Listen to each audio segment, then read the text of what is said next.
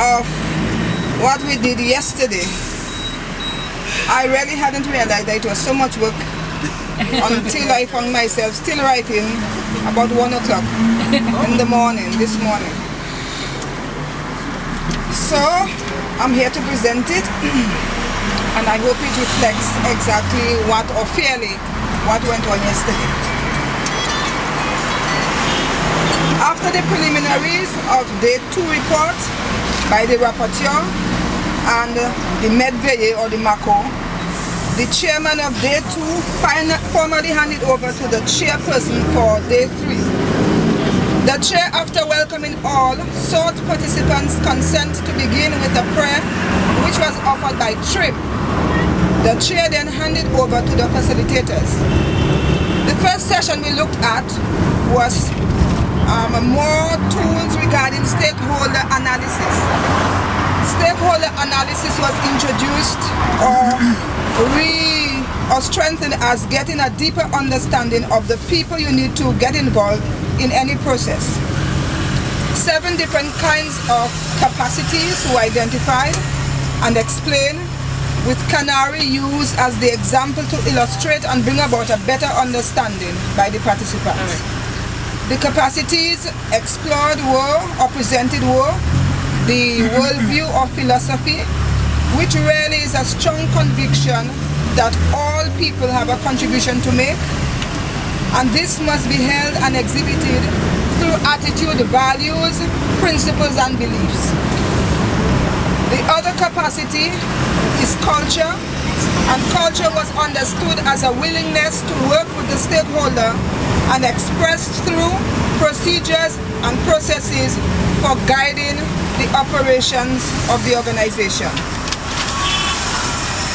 Then the third capacity was structure, and it was explained that structure should facilitate the operationalization of the philosophy or the worldview and also the culture.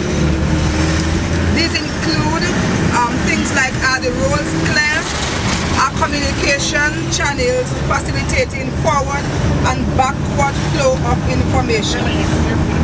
The other capacities were adaptive culture and strategies to ensure that structures and mechanisms can be adapted on an ongoing basis and validated by the practices and policies allowing participation. The linkages were discussed and they were understood as the ability to develop and manage relationships. We also look at 2 other capacities that are skills or competencies, and we said that both in areas of specific skills and attitude, or rather competencies, to the initiatives being facilitated, as well as skills in facilitating the process through the use of participatory tools. And finally, the material resources are another kind of capacity which are needed to ensure that the initiatives are undertaken in a participatory manner. Participants were then placed in groups to analyze the capacity of the organizations, and the groups were government, donors and civil society. The analysis pointed to commonalities of capacity gaps among the 3 groups. I'll just give a brief summary of what emerged in each group. Civil society groups generally needed more formalized structures to ensure effective community representation within the organization.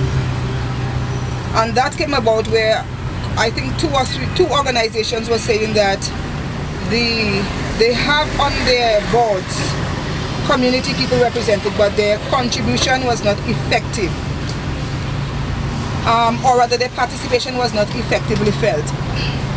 Material resource in addition was needed by most civil society groups. Skills were needed in participatory methods. For civil society, linkages were generally good. For the donor group, Donors considered their resources adequate, but additional resources would enable them to meet the needs of stakeholders more effectively. In addition, there is great effort among the donors to adapt to changes. However, the framework within which they operate or within which they work can be limited. For government agencies, it was felt that the philosophy for participation is not formal. However, there is an evolving culture due to increased awareness as well as a reaction to conflict situations.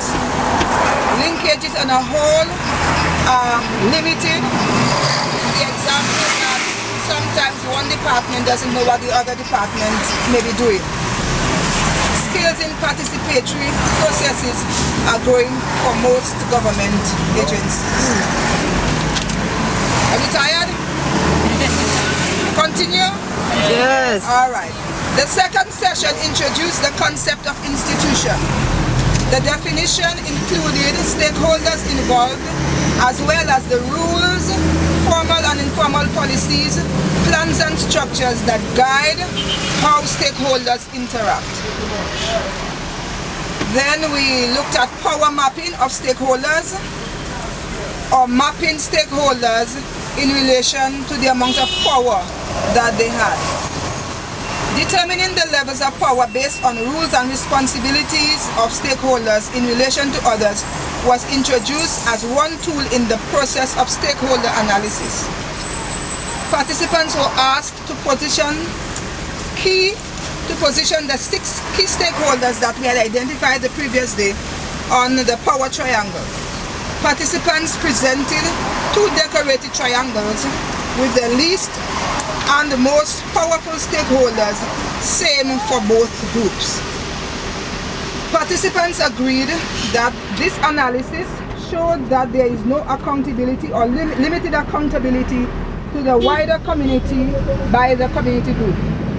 In addition, it was stressed that what may begin as a participatory process may see the transformation into a non-participatory process, which may be necessary at the time for the survival of the initiative.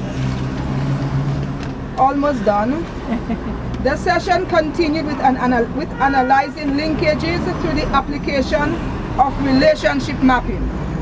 A practical demonstration by the facilitators with paper, representation of stakeholders, plans, policies, technical assistance and information illustrated this process. Thread was used to show the linkages and tape to show the direction of the linkages. Livelihood analysis. This was the 6th and final tool presented. Participants' views were sought on what the concept livelihoods meant to them. Thoughts like survival, niche, money, job opportunities, income, food are a few of the thoughts shared by participants.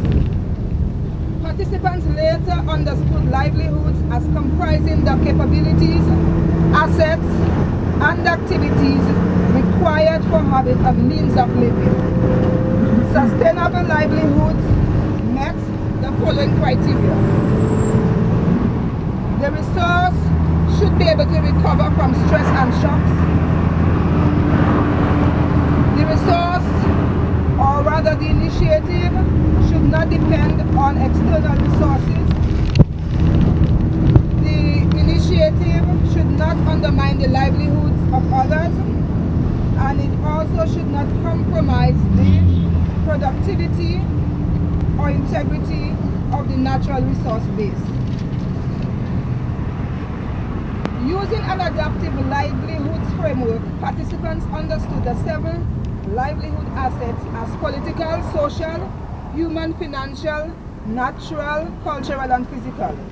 In groups, participants were asked to examine a project for its impact in the 7 assets. Generally, participants were able to identify positive impacts in the livelihood assets with clear examples from each country.